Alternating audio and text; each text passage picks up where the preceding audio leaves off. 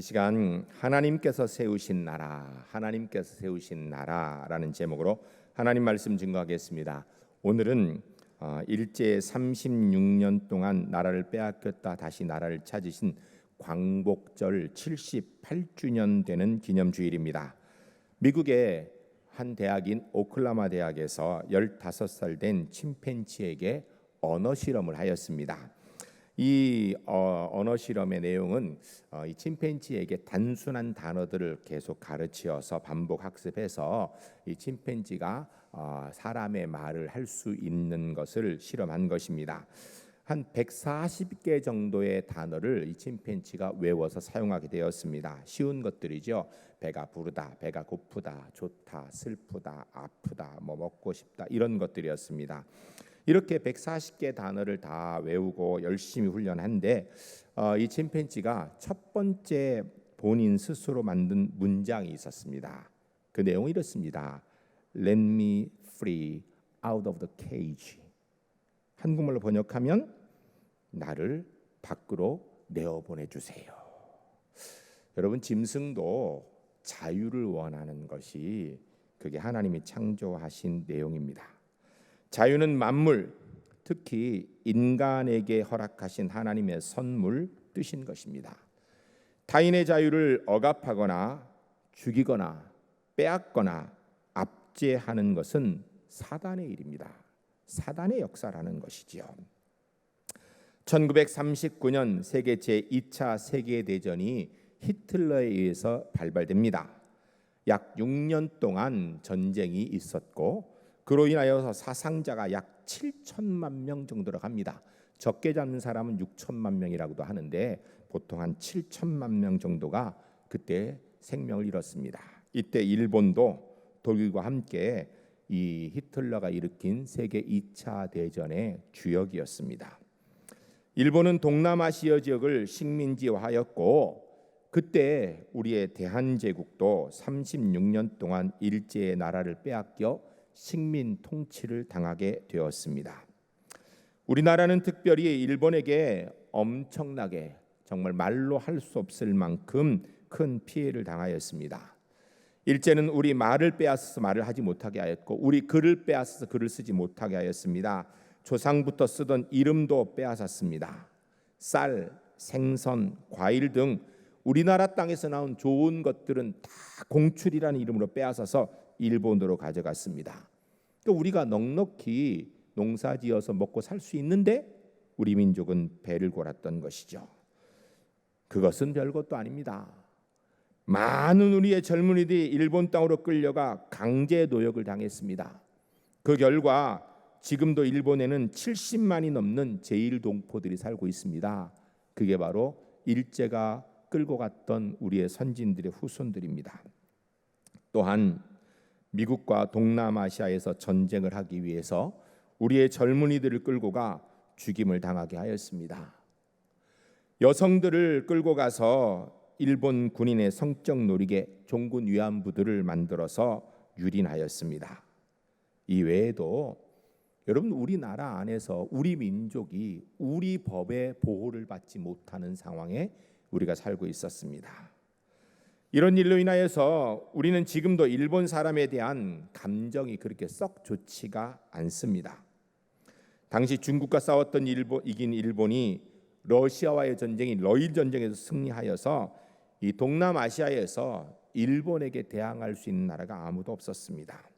일본이 아시아를 제패한 후에 세계를 제패하려고 미국의 진주만을 선전포고도 없이 공습하여 습격하였습니다.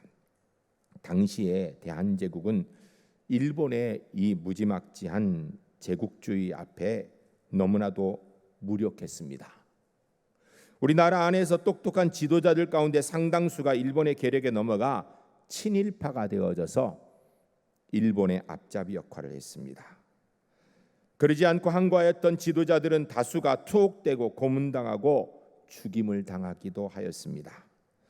백성들은 일제의 폭정에 시달렸고 우리 땅에 우리가 살고 있는데도 우리를 지켜줄 법도 인권도 언권도 없이 우리는 고통 가운데 살고 있었습니다.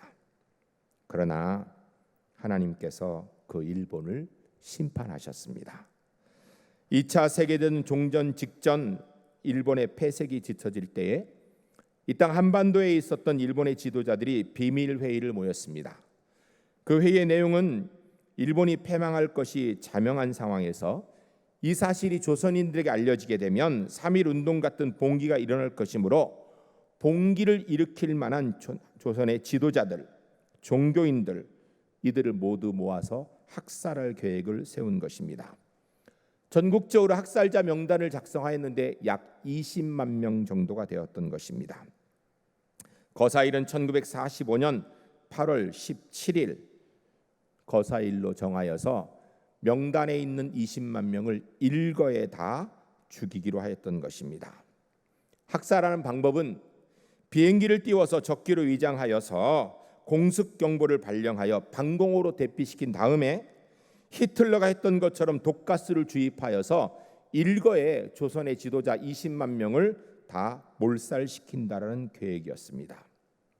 너무나도 무섭고 악랄한 음모입니다.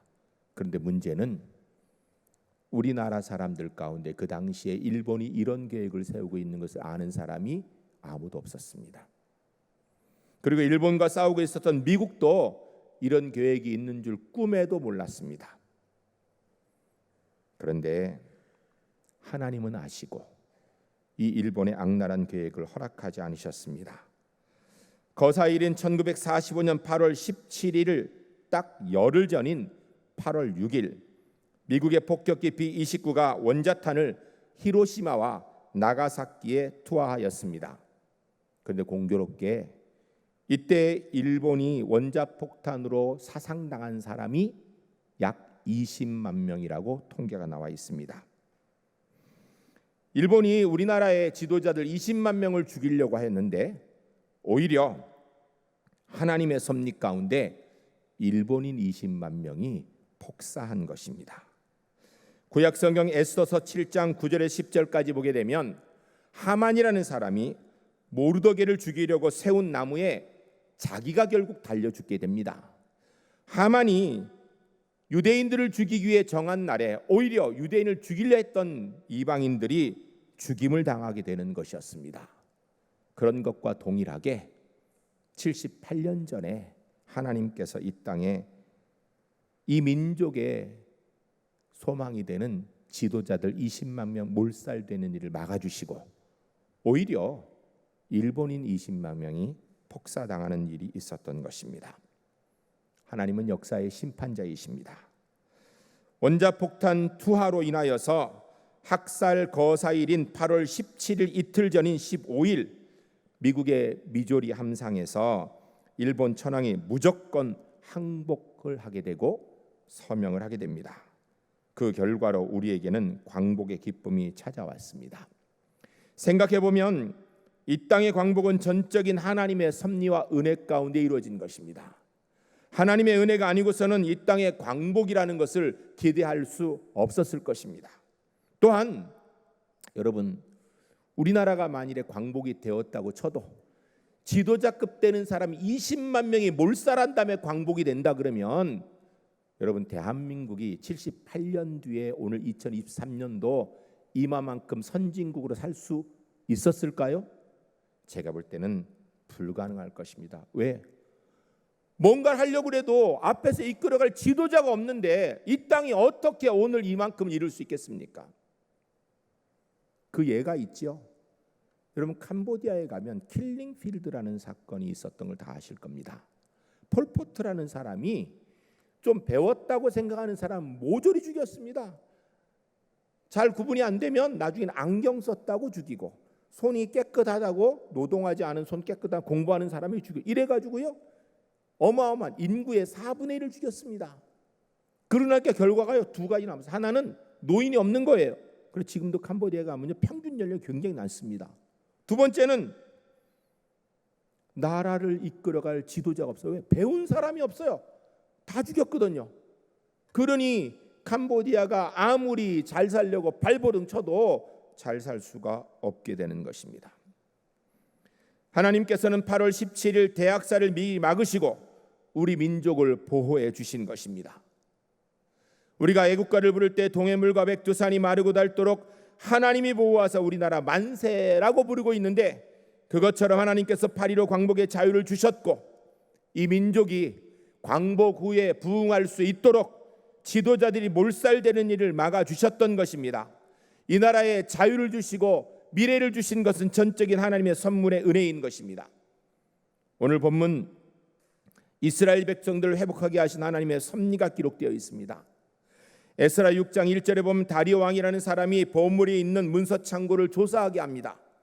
그런데 2절에 보니까 거기서 한 두루마리를 찾게 되는데 그 두루마리 내용이 3절부터 5절까지입니다. 이렇게 되어 있습니다.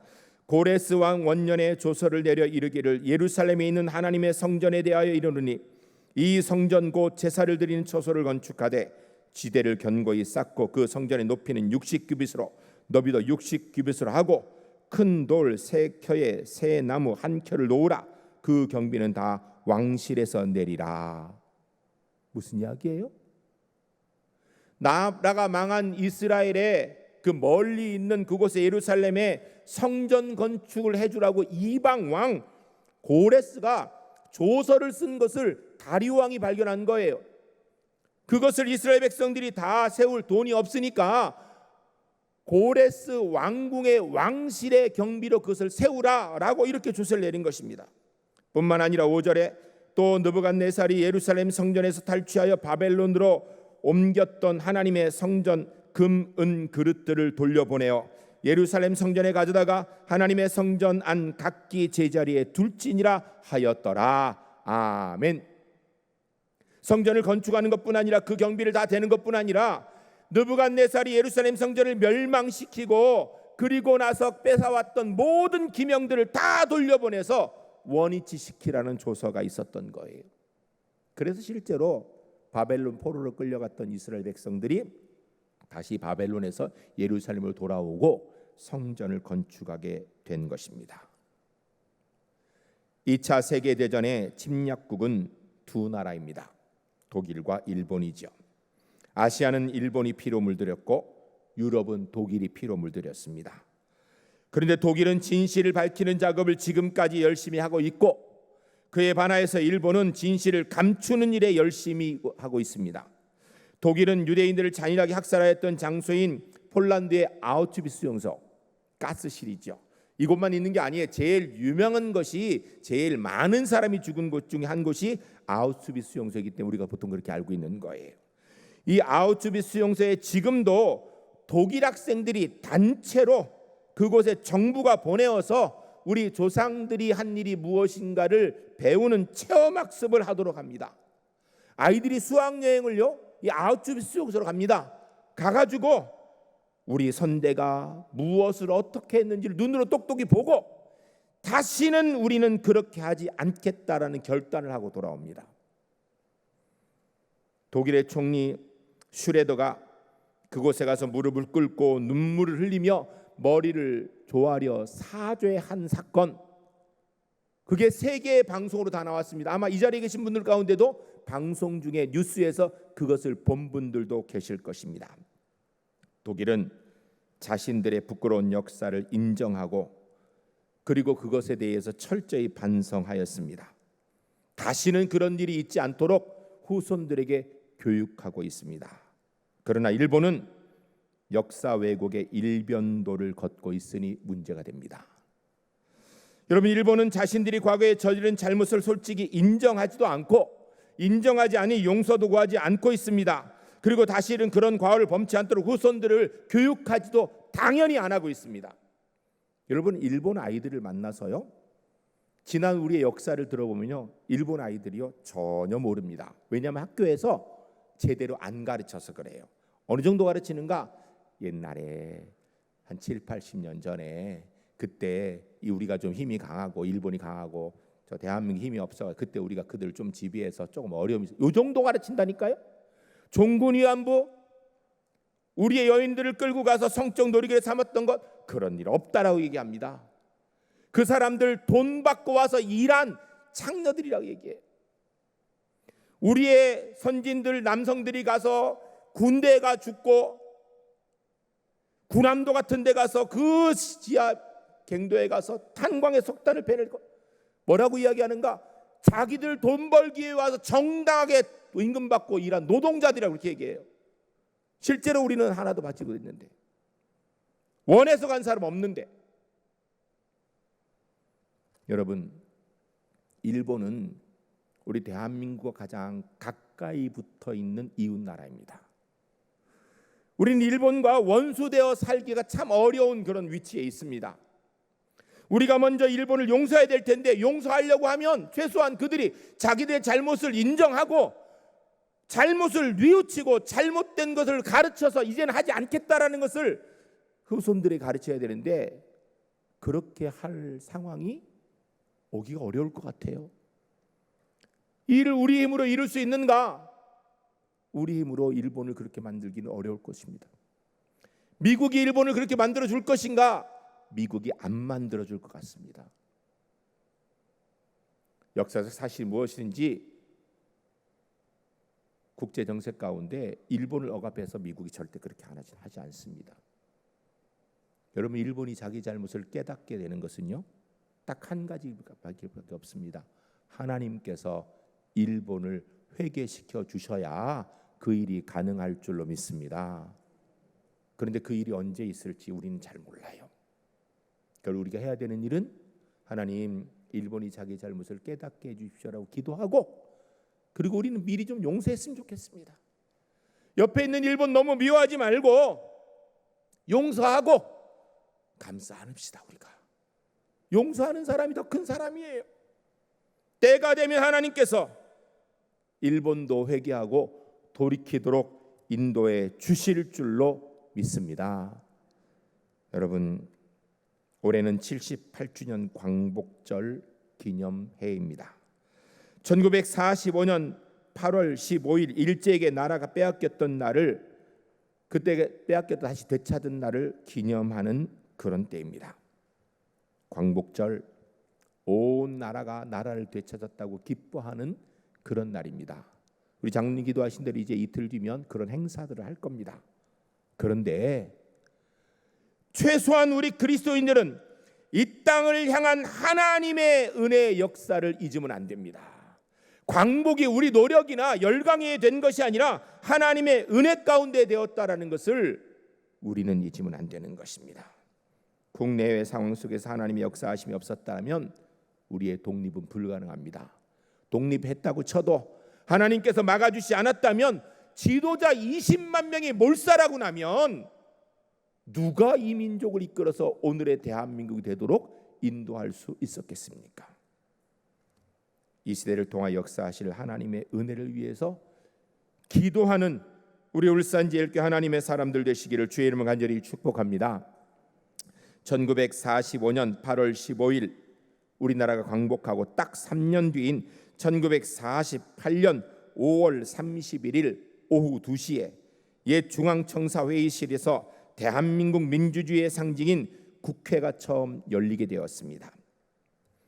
이른바 재헌국회로 국회의원 198명의 의원이 참석하였습니다.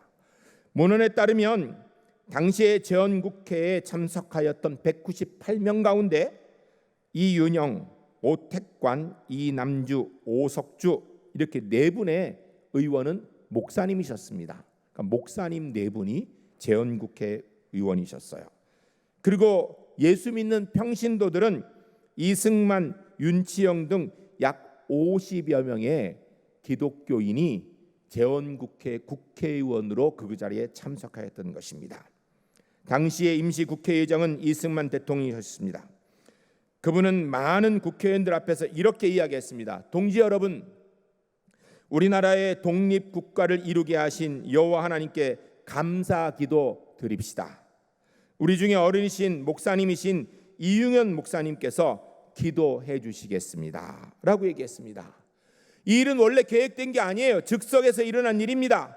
이에 이윤영 의원이시고 목사님이신 이윤영 목사님께서 일어나셔서 대한민국의 첫 국회를 기도하고 시작하였습니다. 그 기도문은 국회 속기록 첫 번째 장에 지금도 기록되어 있습니다. 여러분, 그런데 이것을 아셔야 됩니다. 여러분, 우리나라 사람들은 자기의 마음에 안 드는 일 하면 가만히 있습니까? 그거 꼭 손들고 얘기합니까? 조선시대나 대한제국 때나 오늘 지금 대한민국 때나 우리 국회에서 예를 들어서 198명의 의원이 참석하는데 그중에 약 50여 명은 예수 믿는 사람, 나머지 140여 명은 예수 안 믿는 사람인데 의장이 갑자기 일어나더니 시작할 때 우리나라의 독립이 하나님의 은혜인 줄 믿습니다. 독립 주신 하나님께 감사 기도하고 시작합시다. 이러면은 나머지 예수 안 믿는 140여 명이 가만히 있겠어요? 의장, 그 말도 안 되는 일을 왜 하십니까? 우리 독립은 우리가 이룬 거지 이렇게 얘기하지 않겠어요? 그런데 그 당시에 50명의 기독교인뿐 아니라 나머지 148명의 사람들도 그 말에 공감했다라는 거예요. 그래 가만히 함께 기도했다라는 것입니다. 뭘 얘기하는 거예요? 예수 믿는 사람뿐 아니라 예수 믿지 않는 의원들도 하나님의 은혜로 대한민국이 독립됐다라는 것, 그 공감했다는 이야기예요. 아는지 모르겠지만 20만 명의 민족 지도자가 죽지 않아서 오늘 대한민국 이 자리에 있을 수 있게 된 것이라고 그들은 알았다라는 거예요. 여러분, 대한제국은 불교 문화권 가운데 시작되었습니다. 그러나 대한민국은 기독교 국가는 아닙니다. 그러나 하나님 앞에 기도로 시작한 나라라는 사실을 잊지 말아야 됩니다. 이 시간 재헌국회에서 이은영 목사님이 기도하신 기도를 우리가 함께 드렸으면 좋겠습니다. 자리 다 일어나시기 바랍니다. 제가 이은영 목사님이 기도하신 기도문을 읽겠습니다. 여러분 눈 감고 재헌국회에 참석하였다라는 심정을 가지고 함께 하나님 앞에 기도로 동참해 주시기 바랍니다. 기도하시겠습니다. 이 우주와 만물을 창조하시고 하나님의 역사를 섭리하시는 하나님 아버지, 이 민족을 돌아보시고 이 땅에 복을 내리셔서 환희에 넘치는 오늘이 있게 하심을 진심으로 감사드리나이다. 오랜 시일 동안 이 민족의 고통과 호소를 들으시고 정의의 깔을 펴셔서 일제의 폭력을 굽히시고 이제 하나님이 세계 만방의 양심을 움직이시고 또한 우리 민족의 염원을 들으심으로 이 기쁜 역사적 환희의 날을 우리에게 오게 하심은 하나님의 섭리가 세계 만방에 계시된 것으로 저희들은 믿나이다. 하나님이시여, 남북이 둘로 갈린 이 민족의 어려운 고통과 수치를 신원하여 주시고 우리 민족, 우리 동포가 손을 마주잡고 웃으며 노래 부르는 날이 우리 앞에 속히 오기를 기도하나이다. 하나님이시여, 원치 아니하는 민생의 도탄이 길면 길수록 이 땅에 악마의 권세가 확대되나 하나님의 거룩하신 영광은 이 땅에 반드시 오시는 줄로 저희들은 생각하나이다. 원컨대 우리 조선 독립과 함께 남북 통일을 주옵소서. 또한 우리 민생의 복락과 아우러 세계 평화를 허락하여 주옵소서. 거룩하신 하나님의 뜻에 의지하여 저희들은 성스럽게 택함을 입어가고 글자 그대로 민족의 대표가 되었습니다. 그러하오나 우리의 책임이 중차대한 것을 저희들이 느끼고 우리 자신이 진실로 무력한 것을 생각할 때 지와 인과 용과 모든 덕의 근원 되시는 하나님 앞에 이러한 요소를 저희들이 간구하나이다.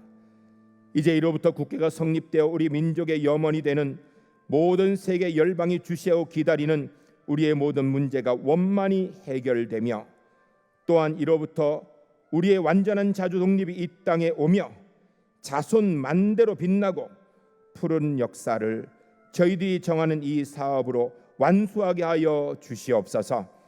이 회의를 사회하는 의장으로부터 모든 우리 의원 일동에게 건강을 주옵시고 또한 여기서 양심과 정의와 위신을 가지고 이 업무를 완수하게 도와주시기를 기도하나이다. 역사의 첫걸음을 걷는 오늘의 환희와 우리의 감격이 넘치는 이 민족의 기쁨을 모두 합하여 하나님께 감사 영광을 올려드리나이다. 이 모든 말씀 주 예수 그리스도의 이름 받들어 기도하나이다. 아멘.